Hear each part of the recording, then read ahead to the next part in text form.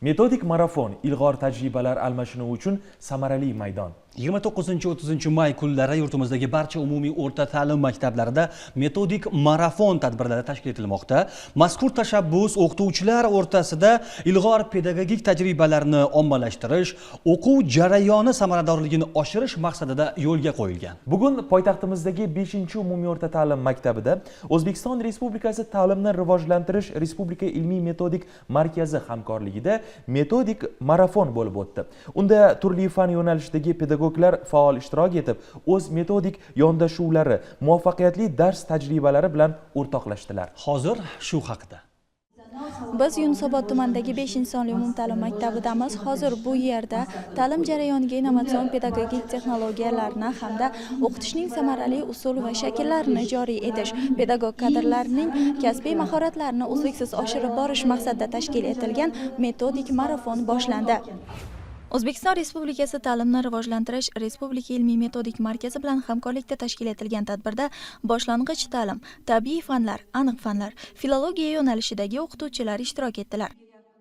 Mazkur metodik marafonda o'quvchilarning tabiiy ilmiy savodxonligi, matematik savodxonligi hamda o'qish savodxonligi, shuningdek boshlang'ich sinf o'qituvchilariga metodikalar, ya'ni eng samarali o'quv yili davomida o'qituvchilar tomonidan aprobatsiya qilingan, ya'ni o'zining faoliyatida qo'llangan hamda natijaga erishgan, o'zini samaraligini isbotlagan metodikalar bilan bo'lishish uchun mana shu metodik marafon tashkil etildi.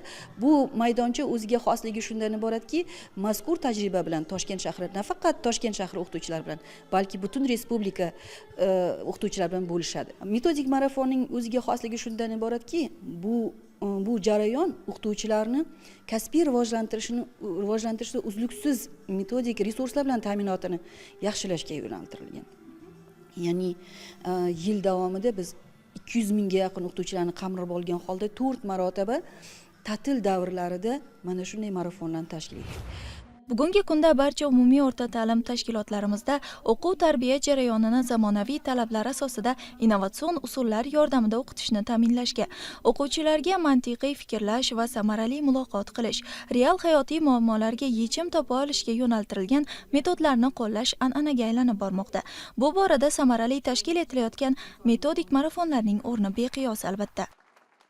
O'qituvchilarning bir-biri bilan tajriba almashuv qanchalik to'g'ri yo'lga qo'yilsa, bu albatta ertaga bizga natijasini beradi. Ya'ni yangi o'quv yilida tajriba almashuv natijasida o'qituvchilar bir-biriga o'rtoqlashgan fanning yutuqlari yoki bo'lmasam o'sha darsni qanaqa qilib o'tishini o'zlarining maktablarida joriy etishsa, bu o'quvchilarimizga bilimlarni mustahkamlashga imkon yaratadi.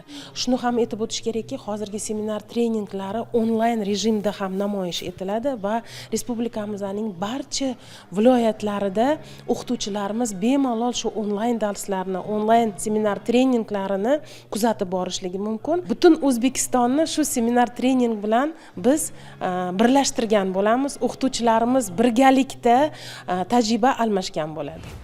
Toshkent shahar maktabgacha va maktab ta'limi boshqarmasi tasarrufidagi umumiy o'rta ta'lim maktablari hamda Toshkent shahridagi Prezident maktabida faoliyat yuritayotgan eng ilg'or, tashabbuskor, oliy toifali fan o'qituvchilari, vazir jamg'armasi sohiblari o'qish savodxonligi, matematik savodxonlik, tabiiy ilmiy savodxonlik, boshlang'ich ta'lim yo'nalishlarida Toshkent shahri fan o'qituvchilari uchun offlayn, respublika fan o'qituvchilari uchun esa onlayn tarzda dars berdilar. Ularga O'zbekiston Respublikasi Ta'limni rivojlantirish Respublika ilmiy metodik markazi tomonidan tashakkurnomalar topshirildi.